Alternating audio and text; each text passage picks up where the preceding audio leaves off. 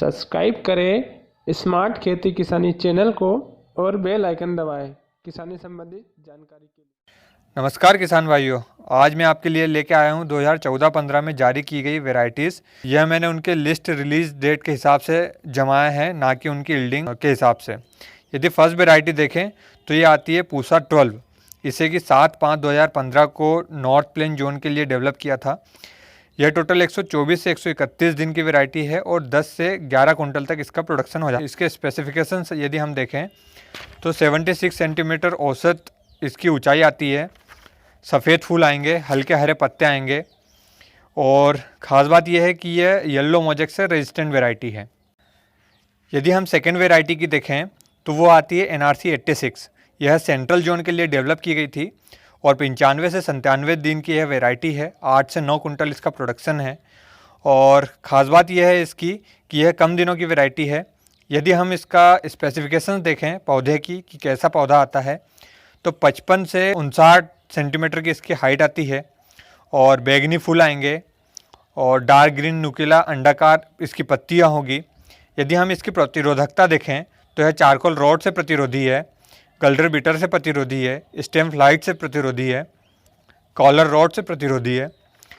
यदि इसी क्रम में हम थर्ड वेराइटी तो उसका नाम है MAUS 162। यह स्पेशली महाराष्ट्र के लिए डेवलप की गई थी। 30/7/2014 को इसको विकास किया गया। 100 से 103 दिन की वैरायटी है जिसका प्रोडक्शन 8 से लेकर 12 कुंटल तक हो जाता है। पौधे का स्पेसिफिकेशन है अर्धवृत्ताकार विकास होगा इसका, सीधा पौधा प्रकार होगा, गहरे हरे रंग की पत्तियां होंगी, बैगनी फूल आएंगे इसका, फली पर पीलापन आएगा, भूरे रंग की फलियां आएंगी। यदि इसकी रेजिस्टेंट पावर देखें तो यह चारकोल रॉड से रेजिस्टेंट है, राइजोक्टोनिया से रेजिस्टेंट है, राइजोक्टोनियम एरियल ब्लास्ट से भी यह रेजिस्टेंट है। यदि हम अगली वैरायटी देखें, अगली वैरायटी है JS 2034। यह 24/4/2014 को सेंट्रल जोन के लिए डेवलप की गई थी।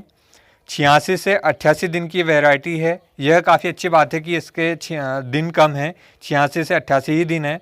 यह 9 कुंटल पर एकड़ के हिसाब से प्रोडक्शन हो जाता है इसका।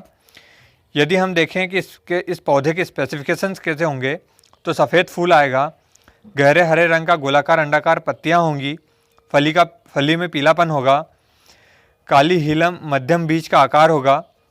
यदि हम इसकी प्रतिरोधकता देखें तो चारकोल रॉड से प्रतिरोधी है, गल्डर बिटर से प्रतिरोधी है, स्टेम फ्लाइट से प्रतिरोधी है। इसी क्रम में अगली वैरायटी है JS 2029। यह 24/4/2014 को विकसित की गई थी स्पेशली सेंट्रल जोन के लिए।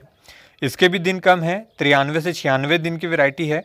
8 से 9 कुंटल पर एकड़ इसका प्रोडक्शन हो जाता है। इसका भी स्पेसिफिकेशन यदि हम देखें तो अर्ध निर्धाराकार सफ़ेद फूल होंगे, इसमें चमकीला बीज आएगा।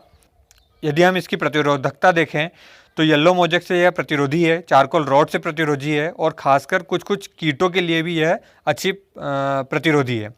इसकी एक उच्च बात यह है ऑयल का कंटेंट ज़्यादा रखती है, इसलिए ऑयल मिल में यह काफ़ी उपयोग आ सकती है। यह मैंने कई बार देखा है कि गवर्नमेंट ने जो इनका प्रोडक्शन दिया है उससे कई बार खेतों में इसका बोते हैं तो उसका प्रोडक्शन हमारे को बढ़ के आता है। अगले वीडियो में मैं आपको बताऊंगा 2015 के बाद से कौन कौन सी वैरायटीज़ गवर्नमेंट ने डेवलप की है जो कि हमारे लिए, हमारे किसान भाइयों के लिए उपयोगी हो सकती है। तब तक के लिए धन्यवाद।